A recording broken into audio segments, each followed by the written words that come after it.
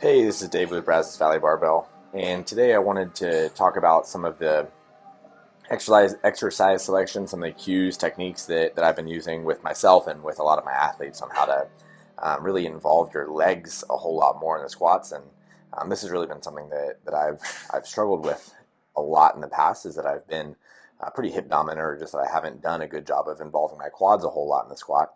And so then really over the last year or so, I've put a lot more emphasis into getting my quads stronger. And I guess I'll use quads, but quads and legs I'm going to be kind of saying interchangeably as far as what we're trying to do here, because really it's going to be quad strength and staying on top of your quads, but really not shifting back into your hips excessively whenever we're squatting. So I'll use both those words when I'm really kind of saying the same thing. So one of the biggest things that we're going to be trying to do is at the from the bottom, very bottom of the squat to about halfway up, is maintain a knee position that is in a strong position for your quads to actually produce force from. So I'll draw some lines right here at the bottom of this next squat, but this still will go into a lot of the cues that I use in the other ones, where setting the hips back and then basically just having a good descent. So we set the hips back as far as we want them, and then from here we'll see that I'm basically going to draw a little box. So let's use this front knee here. So from this position, this is going to be as far forward as that knee gets. As I'm starting to ascend in the squat, I want to try to maintain contact with that position for basically as long as I can. And so at the bottom, it's going to be shifted forward, I guess, more than what my line is drawn. So what I don't want to have happen is have this shin jump back to vertical too quickly, because here you can see that my body is still on top of my legs to have a good position to drive from. Now, if I were to shift back, where if my butt were to just go flying back that way too much, and my legs get too much vertical, then I won't be in a good position to actually use my legs well. So we'll go through basically my workout from this day, which I worked up to a top set of 540, and then some pause squats. And the pause squats have been a big component as far as what I've been doing to utilize my legs more, really just to coach myself to stay on them. It just takes being deliberate about not letting that position deteriorate on the way up. It's especially with guys like me, it's been more natural for me to shift away from them.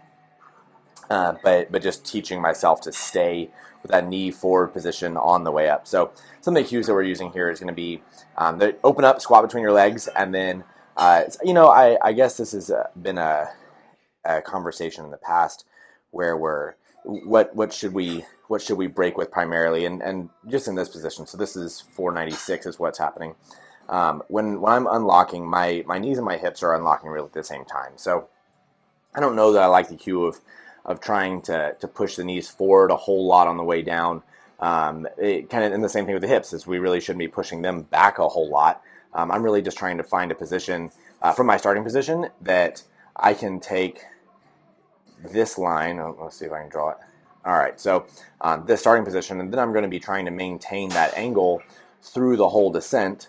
And at the bottom, and I know I've had a video of this in the past, it's not far off. I've gotten a little bit more angled, but what this has done is it's made it to where I don't have to cue my hip back position a whole lot, and so after that I can really just cue legs. So the cues that I've been using is just squat down between my legs. So one of the main things that I'm really trying to do is not get myself into a position that it's requiring a whole lot on either one of those joints. So it shouldn't be excessively on my knees or excessively on my quads. I want to try to find a good distribution between the both of those. So it's easy to show it in warm-ups, and what'll actually happen here is that I do this set pretty well. I do my top set fairly well. Maybe some of my reps at the end, my knees will slip back a little bit, but on my pause squats, we'll see it a little bit more. So you can see the angle that I'm taking with my torso, my trunk, should stay really stable through the whole thing. If your chest is falling over,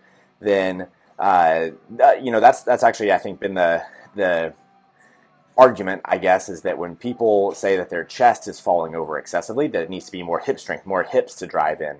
So I will go from this position. So I guess this is the position where I think it's improper for the coaching to say hips, hips, hips, right? What they're trying to say is that bringing the hips in this way is going to fix this position. I think it's too late for that, or that's just not going to be effective. So what we're trying to say is that the knees really need to at least stay forward, or we can even say that they can scoop more forward during the squat and really help correct from this position. So here, I even though this squat is pretty hard, I do a pretty good job of not letting my shins get more vertical than what they are right here. So I'm really trying to push my knees forward fairly hard so that I can maintain a good drive underneath my trunk right there. So as I stand up, I just keep pushing force down into the floor, and then I can have good position. So I don't like the cue of hips from this position. I don't think that's going to be effective at all.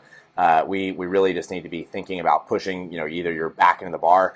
I know I've used this cue before, was that when we're deadlifting, we're leading with the chest and the shoulders, kind of trying to drive that way.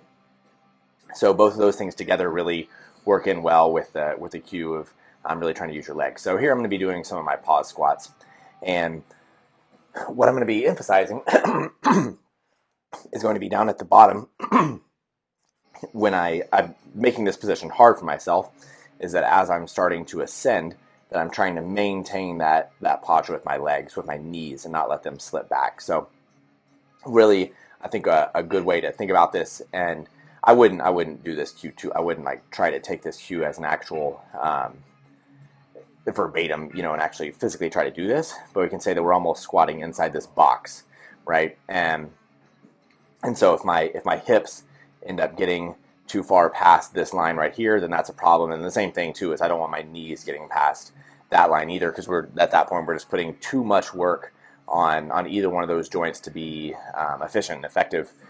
Have a good combination between both of them. So here you'll see that I really am starting with my hips back and setting into a good position to really use the posterior chain musculature really well.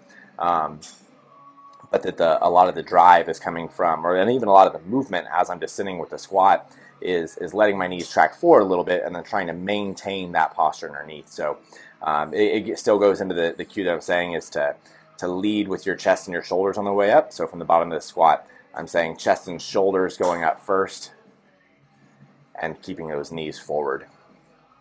And then on this is my third set of 5 with 496 for the pauses. So these first 3 reps I think are really good, and then they'll start slipping back a little bit more than what I would want them to. But that's kind of part of the process here, is that I'm just, every rep that I'm doing, I'm trying to be deliberate about using good technique. So I've come a long way with this one, and this has been a big part of what has gotten my squat to be for sure more consistent. But then it's also obviously made it a whole lot stronger. So getting into the 600s when it took me a year to get from 575 to 600, and now I'm probably 6 months later at 650. So the belt squat has been a huge component of what's actually helped, and so we'll look at this. So this is going to be what we're talking about, is that one of the cues is going to be that I'm trying to push my knees into this wall for at least half of the squat.